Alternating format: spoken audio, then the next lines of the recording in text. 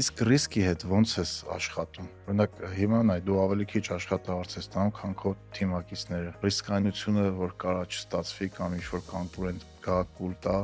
շատ մեծ է։ Տեխնոլոգիան անընդհատ փոխվում է, ինչ-որ նոր ալգորիթմներ են առաջ գալի, այդտեղ է շատ լուրջ ռիսկեր կա։ Այսինքն աննորմալ ռիսկ է, որ կարա վաղը այդ ոդքասթերը չլինի։ Ու այս տարիների այդ քիչ աշխատավարձ ստանալ, այդ ծանրաբեռնվածության վերցնել, այդ ամեն ինչը կարող է բերի ոչ մի բանի։ Ես էլի մտածում եմ, որ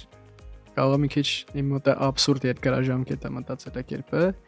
բայց այս ինչ է լինի, այս քայլը այդ երկարաժամկետի մեջ։ Ես տենց եմ միշտ պատկերացնում։ Հիմա ես օրինակ բերեմ, հա, որ բոլորը նայում են, ասում են Sam Altman-ը, OpenAI-ը կամ Elon Musk-ը, SpaceX-ը, ինչ մեծ բաներ են անում, այս ոնց են անում, որ իրենց պատմությունը բոլորին նայես, Sam Altman-ը երկու հատ ֆեյլ արած ընկերություն ունի, որ ինքը տենց իր ժամանակը ծախսել է, կպել է, գումարը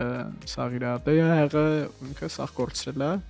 արել է հաջորդը, եկե հասել է, հիմա սաղ զարմանում ասում են ոնց ինչու է ինքը CEO-ն OpenAI-ի, որտեղ մենք էլի միշտ տանում ենք արդյունքը, ասում ենք sense պետք է ես պետք է լինեմ OpenAI CEO-ն, բայց այդ արանքի քայլերը ու այդ տանջալի ժամանակաշրջանը, որ այդ մարդիկ անցել են 1, 2, 3 արել են, փորձել են, չի եղել, նոր ստացվել է, այդ ոչ մեկ չի տենում։ Այսինքն ես նայում եմ ինչ արդյունք է լինի, այդ արդյունքը լավն է, որտեղ այդ արդյունքը առաջի քարն է լինելու, մեկը այն բանը ինչ արդյունքում լինելու է։